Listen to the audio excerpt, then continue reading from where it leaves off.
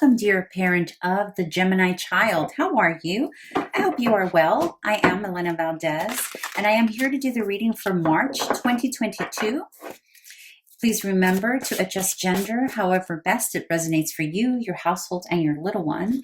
And all age ranges are welcome here. So if you have little itty bitty ones, teenagers, and everything in between, you are all welcome. And if you like the content, my readings, please make sure to subscribe, like, comment, all that good stuff. All right, let's get started with what little Gemini is experiencing here during the month of March 2022. This tarot deck is a new tarot deck. This is the first month I use it. So it's going to be a little sticky for a little bit. Okay, so that's what Gemini is experiencing. What is the challenge, conflict, or spirit that little Gemini may be experiencing here during the month of March 2022? What is the conflict that little Gemini is experiencing here during the month of March, or a potential conflict? Little Gemini 2022. Okay, and what is the advice to your spirit on how the parent should handle or navigate the situation?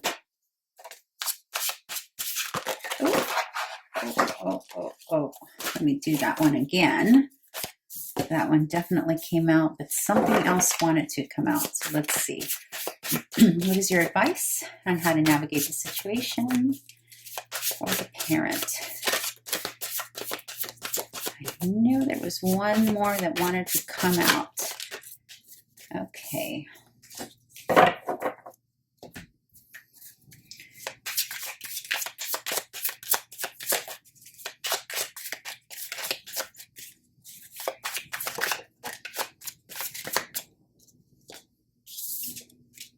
Conflict and challenge.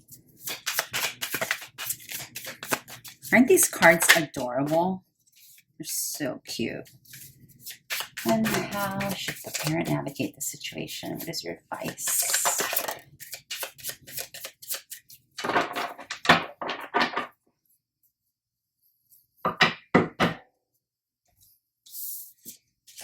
Okay, so what your little Gemini is experiencing here in March, we got the Page of Wands with the Eight of Pentacles. Conflict and challenge, we got the Page of Swords with Emperor. And we've got, for how to navigate the situation, the Three of Swords, the Queen of Cups, and the Hierophant reverse. Very interesting. Okay, so let's get in here and see what's going on. So it looks like there's a new activity that your little Gemini is really into here this March. Maybe this is something that already started in February that little Gemini is working on here in March, or potentially this is something new that's caught little Gemini's attention, and it's probably having something to do with something physical because Wands is involved, or it can also be something creative, something inspirational that little Gemini has started doing here. That can be athletics, it can be art, it can be even just getting out and about, exploring nature. But whatever it is that they're doing, there's a focus. They're really working hard on that. Even if it's just play, even if for those of you who have little itty 2, 3, 4-year-olds, they could just be really focused on playing and exploring, right? And this is about exploring physicality. So even for those of you who have little bitty ones, they're really focused on exploring their toes, their hands, their feet. Those of you who have teens, it can be in athletics and something new. Nevertheless, it has to do with the body. It has to do with movement forward. It has to do with action. It has to do with inspiration. But they're working hard and they're focused on whatever that is. And it feels easy for them. It's not something that you're forcing upon them. It's not something that that you, the parent, are convincing them of. It's something that's coming quite naturally here, and they are in the flow of whatever this is. But whatever it is, it's something new. Okay, in terms of a challenge or conflict, you got the Page of Swords and the Emperor. Now, the Page of Swords can indicate a couple of things because remember, it's in the challenge and conflict position. So while your little one is exploring his or her physicality, there could be a conflict with how they're communicating. And that could be potentially happening because they're so engrossed in whatever it is they have found here that's kept them occupied, that's keeping them motivated and inspired, that maybe they're being a little snarky, maybe a little impatient with how they, maybe they're talking back a little bit. There's a little bit of maybe like, excuse my language, but a little bit of like smart ass conversation that can be happening here.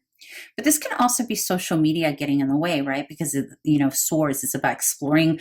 Maybe there's a new social media platform that they're exploring that's kind of maybe potentially interrupting this flow, or because they're so focused and engrossed in this, the way they are communicating on this platform, or potentially the way they are communicating with others, how they're using their words, maybe not the best way of communicating right now.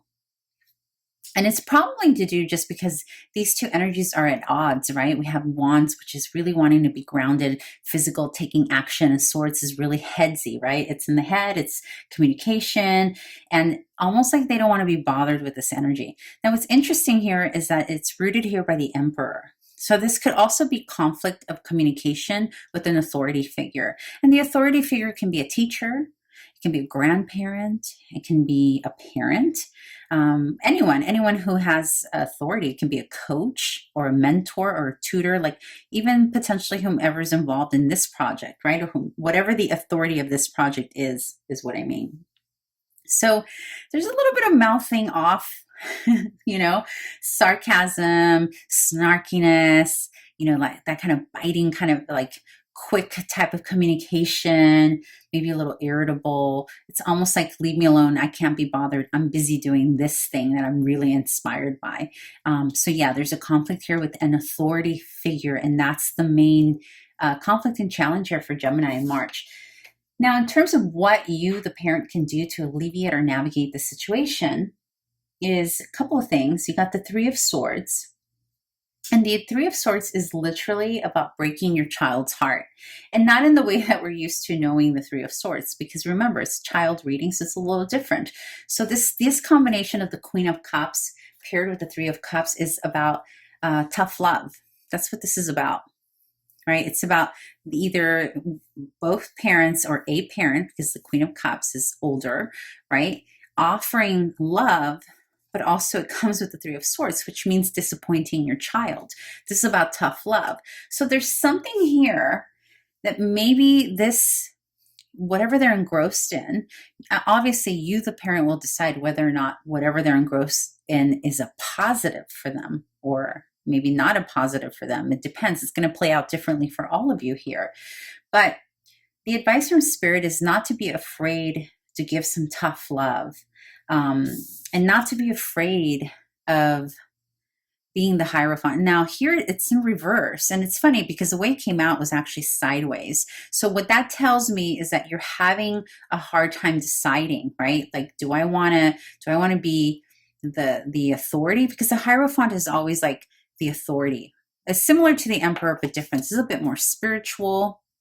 This can be more of a, this can be more like it could be a counselor also, or like a mediator, a person who's kind of finding the balance between two individuals. But it can also symbolize the parents, right? It can also symbolize another teacher, a counselor, a principal. Bottom line is that it symbolizes someone who puts law and order into place. Okay, so in this case, it would be you, the parent. But when it comes out sideways like that, it's almost like you don't know, you're having a hard time deciding, should I interfere here? Should I just let the teachers take control of this, or this other authority figure? Maybe it's a grandparent, maybe it's the other parent. It doesn't matter if you live with that parent or not. It's like, either way, there's like another entity here that's not too happy with this energy, or that little Gemini is acting out on.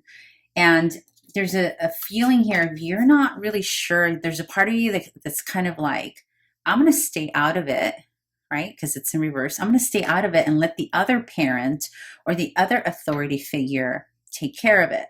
But because it was sideways, you're also, there's a part of you that knows you have to kind of come in. So it's twofold. It's both, dear parent, in terms of the advice. So the advice is basically tough love.